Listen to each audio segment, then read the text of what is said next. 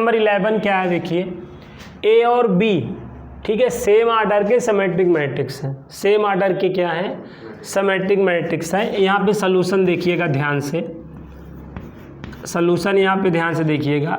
ए और B same order के क्या हैं, सिमेट्रिक मैट्रिक्स हैं, ठीक है। अगर ए और बी दोनों सिमेट्रिक मैट्रिक्स हैं तो ए बराबर ए डैश, बात को समझना, और बी बराबर बी डैश होगा। क्यों होगा, क्योंकि सिमेट्रिक मैट्रिक्स की क्या होती है कंडीशन, ए और बी अगर दोनों सिमेट्रिक मैट्रिक्स हैं तो सिमेट्रिक मैट्रिक्स कब होता है ना, जब गिवन का डैश ना, गिवन मैट्रिक्स का डैश दोनों एक दूसरे के क्या हों, इक्वल हों। तो अगर ए और बी सिमेट्रिक मैट्रिक्स हैं तो ए इक्वल टू ए डैश होगा और बी इक्वल टू क्या होगा, बी डैश होगा, ठीक है। अब यहाँ के बाद आपको क्या करना है बेटा, ये गिवन है कि नहीं बताओ, गिवन है। आपको ये बताना है कि स्क्यू सिमेट्रिक मैट्रिक्स में आएगा कि सिमेट्रिक मैट्रिक्स में आएगा कि जीरो मैट्रिक्स में आएगा कि आइडेंटिटी मैट्रिक्स में आएगा। तो आपको क्या करना है, गिवन का क्या कर लेना होता है, डैश कर लेना होता है। गिवन का क्या कर लेना होता है, डैश। जब आप गिवन का डैश करोगे तो यहाँ पे ये वाला लॉजिक बन गया, देखो a माइनस बी का क्या होल डैश बराबर, देखो a dash minus b dash, ये फार्मूला आप जानते हो, ठीक है। तो वो वाला फार्मूला आप यहाँ पे क्या करोगे, अप्लाई कर दोगे। तो ये क्या हो जाएगा, यहाँ पे देखो ये पूरा a है और ये पूरा क्या है, b है। तो ये ए बी का क्या हो जाएगा, whole dash minus B A का क्या हो जाएगा, होल डैश, ठीक है। तो अब इसके बाद ये देखो क्या आएगा ना, अब ए बी का होल डैश, अब ए बी का होल डैश किसके इक्वल होता है, ये चीज़ भी मैंने बताया है ना, ये बी डैश ए डैश के इक्वल होता है कि नहीं बताओ। ए बी का होल डैश किसके इक्वल होगा, बी डैश ए डैश के, और ऐसे बी ए का ए डैश बी डैश के इक्वल होगा, ठीक है। अब यहाँ से देख सकते हो जहाँ बी डैश है, जहाँ क्या है बी डैश है, वहाँ पे बी सिंपली लिखा जा सकता है, और जहाँ पे ए डैश है वहाँ पे ए लिखा जा सकता है सिंपली, नहीं, ए डैश के प्लेस पे ए, बी डैश के प्लेस पे बी। अब आप माइनस कॉमन कर लो, क्या कर लो, तो देखो ए बी माइनस बी ए आया कि नहीं बताओ। तो ये किसके इक्वल आया, ए बी माइनस बी ए का होल डैश बराबर आएगा नहीं, माइनस का मल्टीप्लाई कर दो, माइनस का क्या कर दो, तो माइनस का मल्टीप्लाई करोगे तो माइनस यहाँ आ जाएगा, minus A B minus B A का क्या होल डैश बराबर क्या, ए बी माइनस क्या बी ए, समझ रहे हो बेटा। और स्क्यू सिमेट्रिक मैट्रिक्स की अगर आप कंडीशन देखो, स्क्यू सिमेट्रिक मैट्रिक्स की अगर आप कंडीशन देखो तो ए बराबर क्या होता है, ए डैश लेकिन माइनस के साथ ना। तो ये पूरा एक मैट्रिक्स था कि नहीं बताओ। अब इसका ये पूरा एक मैट्रिक्स था, ये गिवन स्क्वायर मैट्रिक्स था। अब इस गिवन स्क्वायर मैट्रिक्स का डैश माइनस के साथ देखो इक्वल है कि नहीं। अगर गिवन स्क्वायर मैट्रिक्स का डैश माइनस के साथ इक्वल हो तो ऐसा होने पे क्या होता है, स्क्यू सिमेट्रिक मैट्रिक्स होता है ना। तो दैट मीन्स ये आपका गिवन स्क्वायर मैट्रिक्स था, इसका डैश देखो माइनस के साथ इक्वल है। अगर प्लस के साथ इक्वल होता तो सिमेट्रिक मैट्रिक्स होता, लेकिन चूंकि माइनस के साथ है इसलिए ये क्या होगा, ये क्या यहाँ पे क्या हो सकता है, स्क्यू सिमेट्रिक मैट्रिक्स होगा कि नहीं बताओ, विषम सममिताभी होगा कि नहीं। तो इसमें कौन सा ऑप्शन सही है बेटा, ऑप्शन ए सही है, ऑप्शन फर्स्ट वाला सही है। समझ में आया बात। तो क्वेश्चन नंबर 11 और 12 बेटा दो ऑब्जेक्टिव क्वेश्चन थे, तो इसमें आपका कौन सा ऑब्जेक्ट सही है, ऑब्जेक्ट आपका ऑप्शन ए वाला सही है, स्क्यू सिमेट्रिक मैट्रिक्स होगा, ठीक है। 3.3 का ये सबसे प्यारा क्वेश्चन है, ठीक है, सबसे अरझाऊ क्वेश्चन है ना। तो लेकिन आप इस तरीके से सिंपली जो है सॉल्व कर सकते हैं। आई होप ये क्वेश्चन आप लोगों को क्लियर हो गया होगा, ठीक। अब आइए क्वेश्चन नंबर 12 को समझ लेते हैं। क्वेश्चन नंबर 12 आप देख लीजिए। क्वेश्चन नंबर 12 भी बहुत ही स्ट्रांग क्वेश्चन है, बहुत ही प्यारा क्वेश्चन है।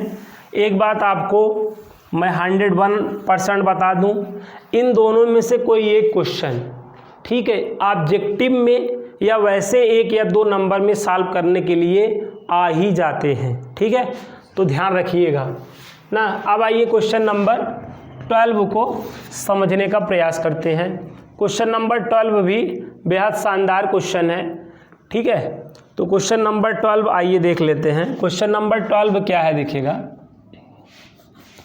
ए इक्वल टू क्या है, ए इक्वल टू है cos alpha minus sine alpha, ठीक है, और यहाँ है साइन अल्फ़ा कॉस अल्फ़ा। और आपको क्या गिवन है, देखो,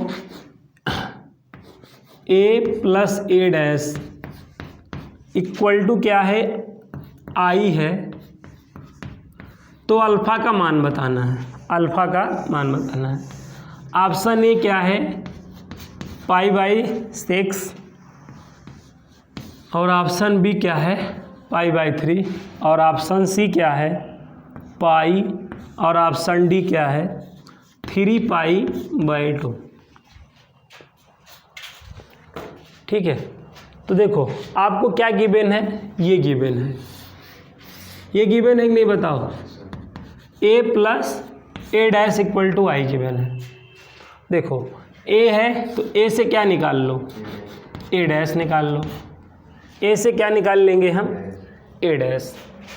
ए से जब हम ए डैश निकाल लेंगे, डैश निकालना आसान होता है, ये देखो जो लेटा हुआ है यही को खड़ा कर लो, कास अल्फ़ा या माइनस साइन अल्फ़ा, फिर यहाँ पे साइन अल्फ़ा और बगल कास अल्फ़ा, ये माइनस है, ध्यान देना, आया। अब इन दोनों को क्या किया गया देख लीजिए, टारगेट में ये गिवन में ऐड किया गया कि नहीं। देखो आपको क्या गिवन है, A plus A dash equal to I given है कि नहीं। ए की वैल्यू यहाँ पुट कर लो, बगल ए डैश की वैल्यू पुट कर लो, ठीक है, और यहाँ आई की वैल्यू पुट कर लो। ए की वैल्यू देखो क्या है, cos alpha minus sine alpha, sine alpha cos alpha, फिर यहाँ पे देखो cos alpha sine alpha minus sine alpha और कॉस अल्फ़ा। यहाँ क्या लिख देंगे, 1 0 0 1 ना। अब ऐड कर लो, ऐड कर लो, कास अल्फ़ा में कास अल्फ़ा ऐड करोगे 2 कास अल्फ़ा, इसको ऐड करोगे 0 ही हो जाएगा, यहाँ पे भी ऐड करोगे 0 ही हो जाएगा, और यहाँ 2 कास अल्फ़ा बराबर देखो 1 0 0 1। बताओ अब ये दोनों 2 इक्वल मैट्रिक्स हो गए कि नहीं, तो ये 2 कास अल्फ़ा बराबर 1 नहीं हो जाएगा। अब यहाँ पे क्या हो जाएगा बोलो, 2 कास अल्फ़ा बराबर 1 और कास अल्फ़ा बराबर 1/2 हो जाएगा कि नहीं। अब कास में 1/2 किसकी वैल्यू होती है, रेडियन में बताना है। कास में 1/2 किसका मान होता है, 60 अंश का मान होता है। cos 60 की वैल्यू क्या होती है, 1/2 ही तो होती है, होती है। और 60 को रेडियन में क्या बोला जाता है, π/3। तो कंपेयर कर दोगे तो अल्फ़ा इक्वल टू क्या आ जाएगा, π/3। तो कौन सा ऑप्शन सही है इसमें, बी वाला ऑप्शन सही है। समझ में आया। तो इस तरीके से आपको क्या करना था, क्वेश्चन नंबर 11 और क्वेश्चन नंबर 12, क्वेश्चन नंबर 12 को सॉल्व करना था। आसान है कि नहीं बताइए। तो इस तरह प्यारे बच्चों आपके सारे जो है एक्सरसाइज के क्वेश्चन जो है फिनिश हो गए हैं। बाकी 3 एग्जाम्पल हैं और तीनों एग्जाम्पल के जैसे क्वेश्चन आप लोग ने एक्सरसाइज में ऑलरेडी कर रखा है। तो एग्जाम्पल आप खुद से ट्राई करिएगा ना, चूँकि एक्सरसाइज आपने कंप्लीट पढ़ लिया है ना, तो एग्जाम्पल्स आप खुद इटसेल्फ ट्राई करिएगा। नहीं आएगा तो हमें व्हाट्सअप करिएगा, ठीक है। तो हम आपको नेक्स्ट क्लास में एग्जाम्पल्स भी करा देंगे। मुझे पूरा विश्वास है एग्जाम्पल आप इटसेल्फ कर लेंगे, क्योंकि एक्सरसाइज के क्वेश्चन अगर आप किए होंगे तो एग्जाम्पल 101% हो जाएगा ना, कोई दिक्कत नहीं आएगी। उसके बाद भी अगर कोई दिक्कत आती है तो आप हमें व्हाट्सअप करिएगा, उन क्वेश्चनों को भी हम आपको बता देंगे। तो प्यारे बच्चों आज के क्लास में इतना ही, मिलते हैं नेक्स्ट क्लास में, तब तक के लिए बाय बच्चों, टेक केयर बच्चों।